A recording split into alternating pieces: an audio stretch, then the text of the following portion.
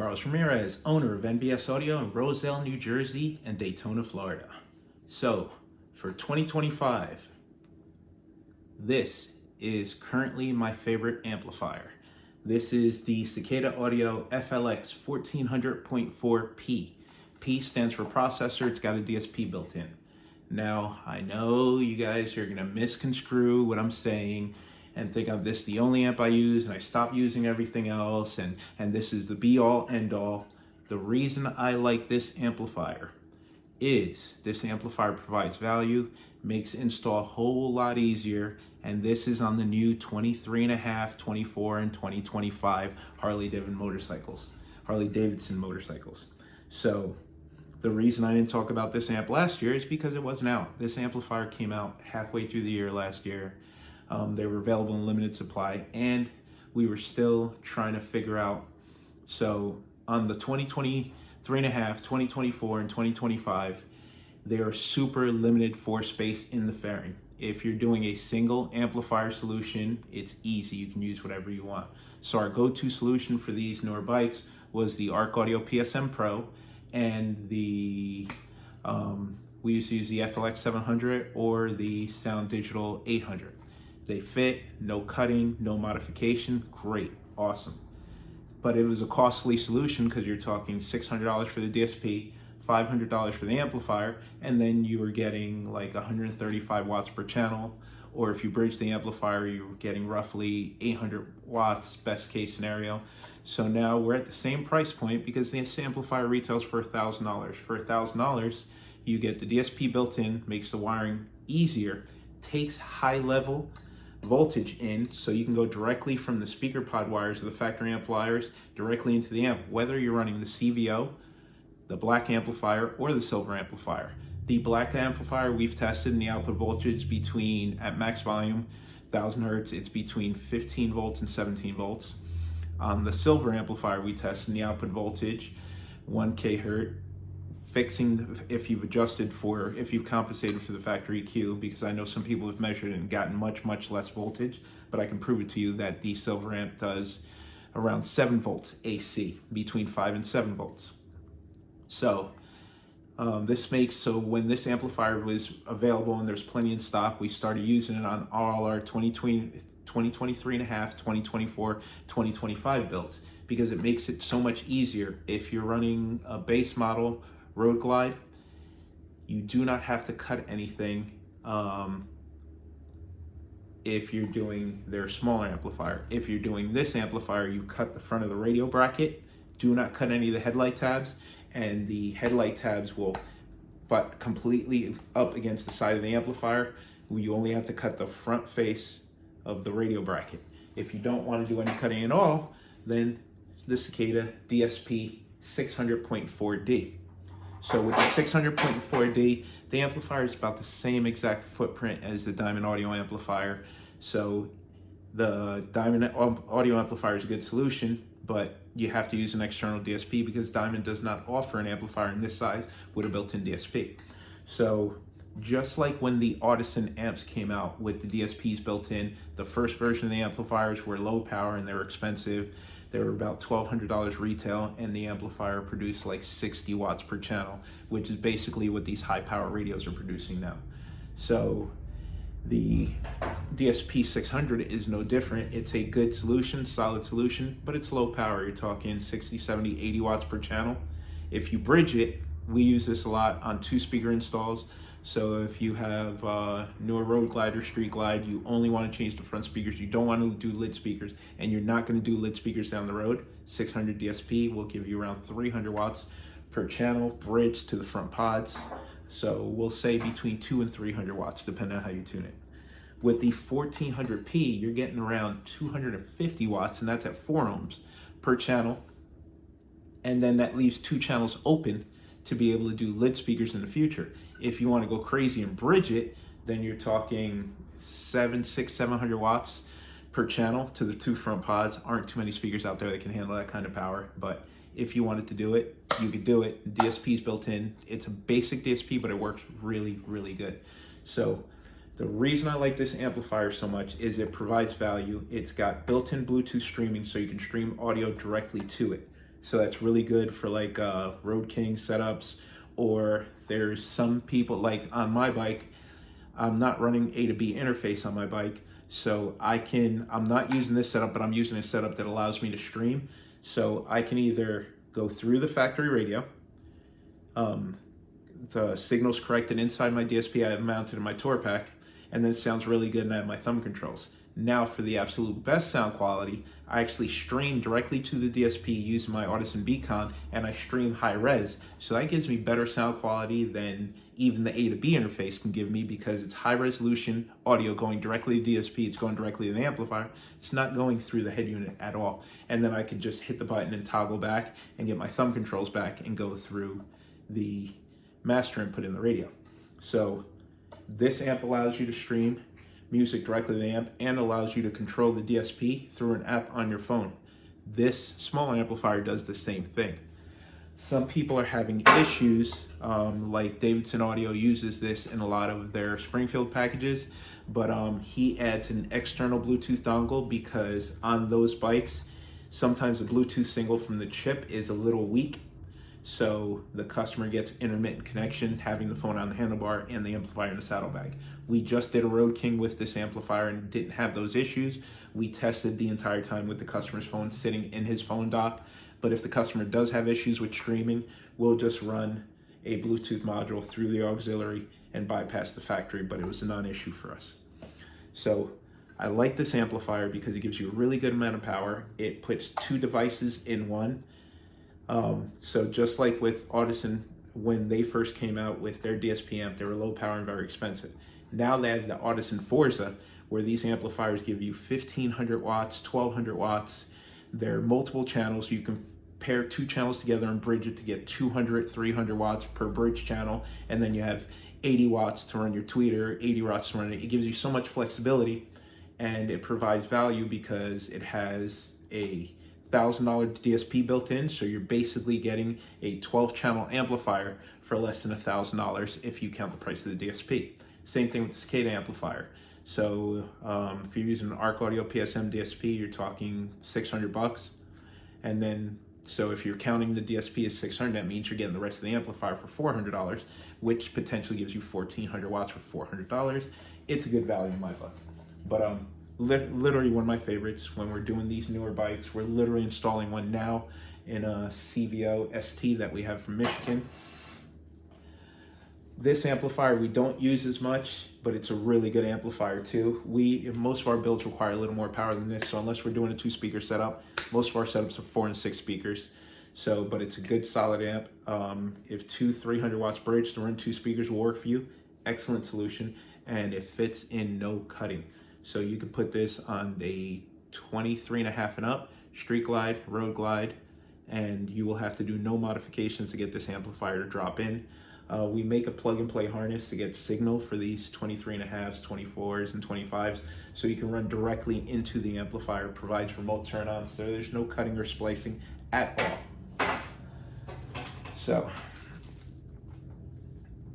the DSP 604, which is the smaller one, specifically talking about doing these in the newer bikes, the 23.5, 2024, and 2025 street glide and road glide.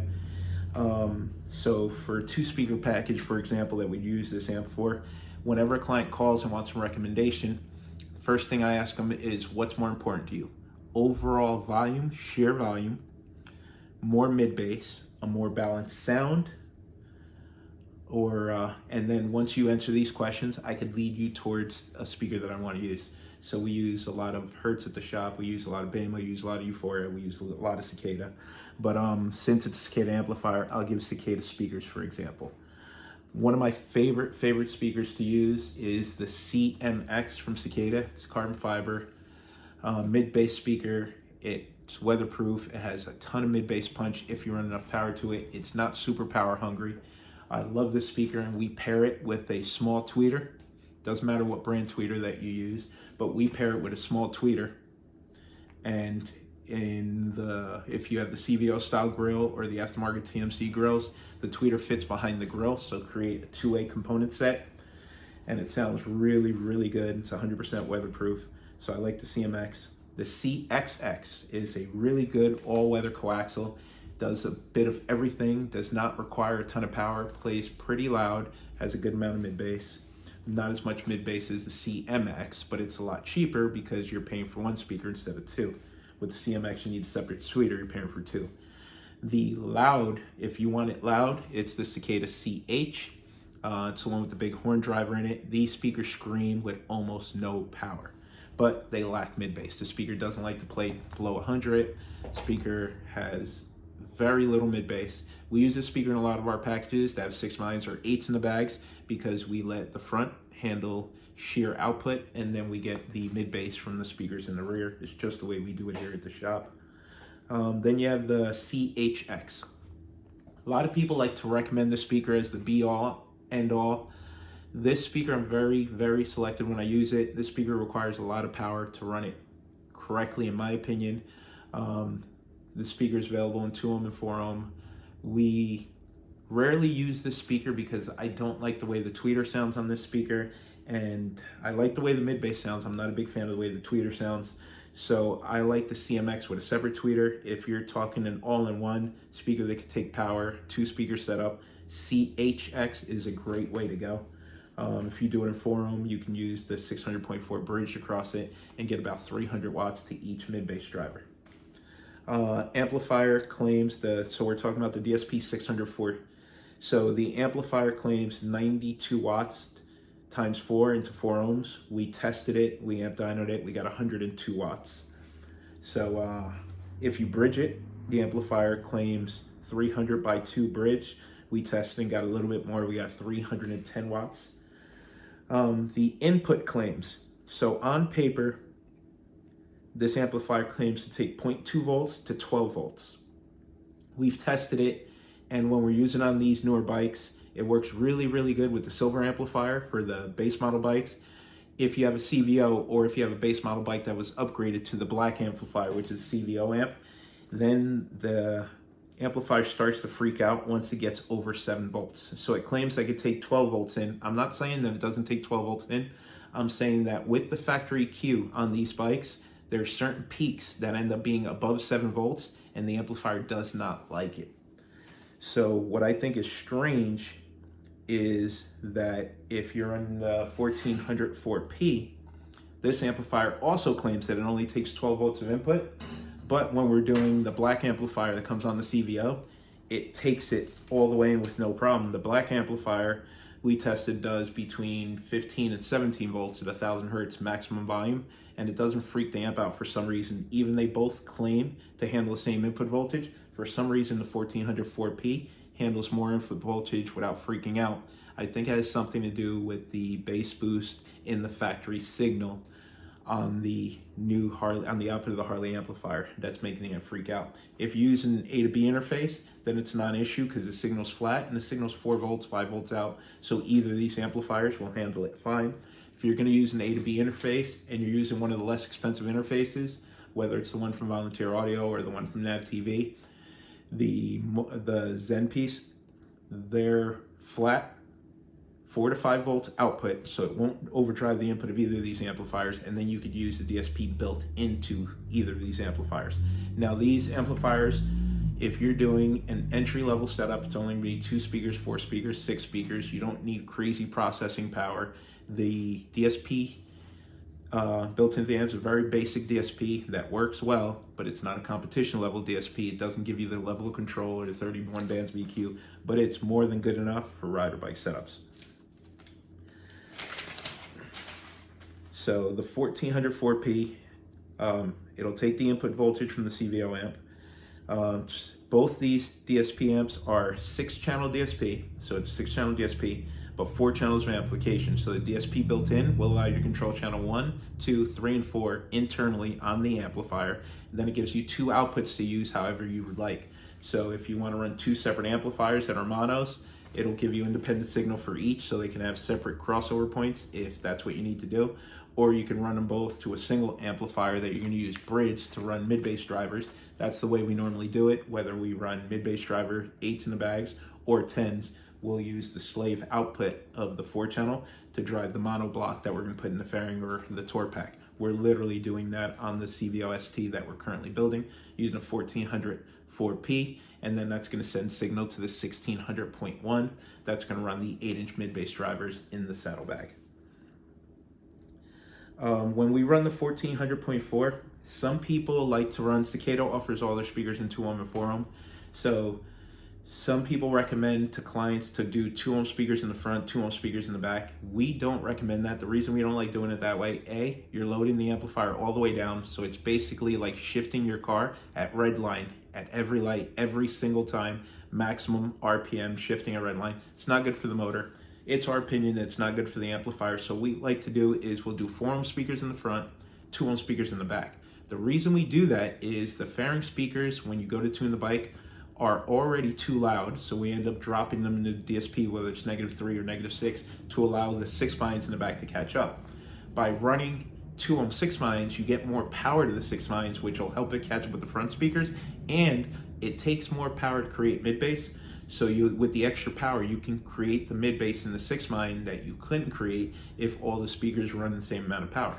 So if you're running less power to the front, more power to the back, obviously the back speaker is going to have more signal and more ability to create mid-bass without you having to EQ, especially you guys that are not running a DSP.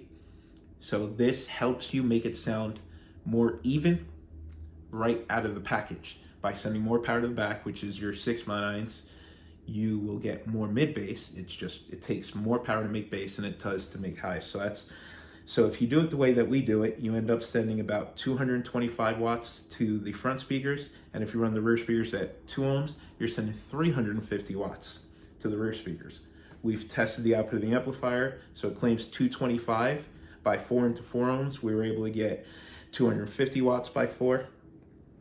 In the back, it claims 350 by 2 at 2 ohms. We were able to test 271 watts. So an amplifier produces 350 watts at 2 ohms and 225 watts at 4 ohms. It's a pretty powerful amplifier. It fits in the fairing with no cutting. On the 2024, if you're running the 1400p, if the bike has the black amplifier, you have no choice. You have to cut the front of the radio bracket. It's literally a piece of metal that big that you remove from the front. You don't have to modify the headlight at all unless you're running the black amp. If you're running the black amplifier, it pushes the amp a little forward more, so you'll have to shave the headlight tabs in order to get it to fit. If you're on a base model, which has the silver amplifier, you cut the front of the radio bracket, so the width of the amplifier. You do not cut the headlight tabs. When you bolt the headlight back in, the headlight ends up coming right up against the amplifier. So a little piece of Velcro on the bottom of the amp, and the headlight tabs hold it in place. It will not move. I guarantee you, we've done over 200 of these new bikes.